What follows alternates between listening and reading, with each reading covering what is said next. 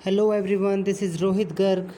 आज हमारा एक नया टॉपिक शुरू होने वाला है, प्रेजेंट इंडेफिनिट। यहाँ से हमारी मेन सेंटेंस की शुरुआत हो जाती है। प्रेजेंट इंडेफिनिट को हम सिंपल प्रेजेंट भी बोलते हैं। मोस्टली जो बुक्स अब आप देखोगे उसमें आपको सिंपल प्रेजेंट ही देखने को मिलेगा और वही प्रेजेंट इंडेफिनिट होती है। इसमें पहचान है, जिन वाक्यों के अंत में ता है, ती है, ते है, ता हूँ आदि शब्द आते हैं उनको हम प्रेजेंट इंडेफिनिट या सिंपल प्रेजेंट टेंस कहते हैं। एग्जाम्पल मैंने लिया, जैसे वह कंप्यूटर सीखती है, तो ती है वर्ड इसमें आ रहा है, समझ जाइए कि प्रेजेंट इंडेफिनिट है। अब इसका रूल क्या होता है, सब्जेक्ट प्लस वर्ब की फर्स्ट फॉर्म या वर्ब की फर्स्ट फॉर्म के साथ एस या ई एस प्लस ऑब्जेक्ट। अब यहाँ पर हमारे रूल्स भी आने शुरू हो जाएंगे। कभी भी अगर आपका सब्जेक्ट सिंगुलर है तो आप वर्ब की फर्स्ट फॉर्म के साथ एस या ई एस लगाएंगे, और अगर प्लूरल है तो खाली वर्ब की फर्स्ट फॉर्म लगाएंगे, ना एस ना ई एस। अब यहाँ पर सिंगुलर में भी दो ऑप्शन है, एस या ई एस, तो ये कहाँ कहाँ पर लगते हैं।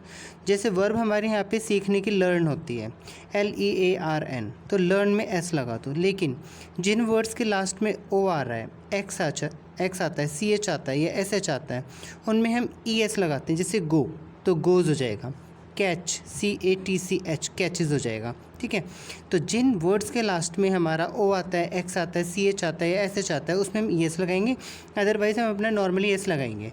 अब जैसे वह कंप्यूटर सीखती है, सब्जेक्ट है शी। अब शी सिंगुलर है तो लर्न, सीखती है पीछे वर्ब होती है, वर्ब सीखने के लिए लर्न, उसके साथ एस लगा दे, she learns computer. Okay, next मैंने एक प्लूरल का भी इसमें बना दिया है, जैसे बच्चे तालाब में पत्थर फेंकते हैं। सब्जेक्ट ये वाला मैंने यहाँ पे रूल निकाला हुआ है, यहाँ पे सिंगुलर, और ये प्लूरल में वर्ब के फर्स्ट फॉर्म खाली, इसमें एस नहीं लगता। ओके, सब्जेक्ट बच्चे यानी कि चिल्ड्रन, अब बच्चे ज़्यादा हैं तो इसलिए वर्ब की फर्स्ट फॉर्म फेंकने की बस थ्रो लगाएंगे, SES कुछ नहीं लगाएंगे। प्लूरल है, SES नहीं लगाएंगे। क्लियर। सब्जेक्ट आ गया चिल्ड्रन, वर्ब की फर्स्ट फॉर्म सबसे पीछे होती है, वर्ब फेंकते हैं यानी कि थ्रो, उसके बाद पत्थर, द स्टोन्स, तालाब में, into the pond, children throw the stones into the pond. Clear हुआ।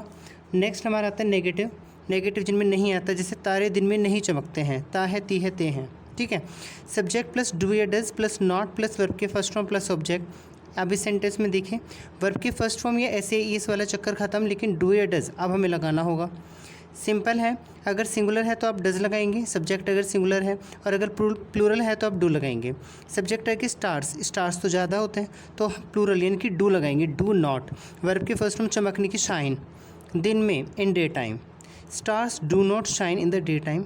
इसी की जगह अगर हमारा सिंगुलर होगा तो हम यहाँ पे डज का यूज़ करेंगे। शायद मैंने आगे लिया हुआ है इंट्रोगेटिव फर्स्ट टाइप, जिनके शुरू में क्या आ जाता है। क्या रोहन प्रतिदिन मंदिर जाता है, जब भी शुरू में क्या आता है तो हेल्पिंग वर्ब पहले लगा दो, क्या की स्पेलिंग अपने आप खत्म हो जाएगी। तो इसमें क्या क्या डू डज को मैं आगे लेके आ गया यहाँ पे, ये रहा। डू डज प्लस सब्जेक्ट, अगर नॉट है तो नॉट लगाएंगे, नहीं है तो वर्ब के फर्स्ट फॉर्म प्लस ऑब्जेक्ट। तो इसमें डज मैंने पहले लगाया क्योंकि सब्जेक्ट है रोहन सिंगुलर है इसलिए डज पहले आ गया। Does Rohan go to temple, जाने की स्पेलिंग गो आ गई, उसके बाद ऑब्जेक्ट है टेम्पल एंड ऑब्जेक्ट इसमें एक और बचा हुआ है, प्रतिदिन यानी कि एवरीडे या daily. Does Rohan go to temple daily, क्या रोहन प्रतिदिन मंदिर जाता है। क्लियर।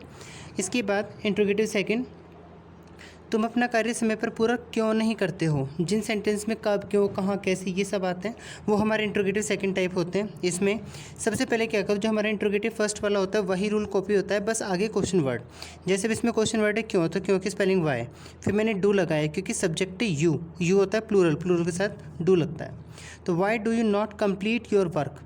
अच्छा, तुम के साथ अपनी की स्पेलिंग मैंने फर्स्ट वीडियो में बताई थी जब इंट्रोडक्शन था कि यू के साथ अपनी की स्पेलिंग योर लगाएंगे। ठीक है, why do you not complete your work on time, तुम समय पर अपना कार्य पूरा क्यों नहीं करते हो।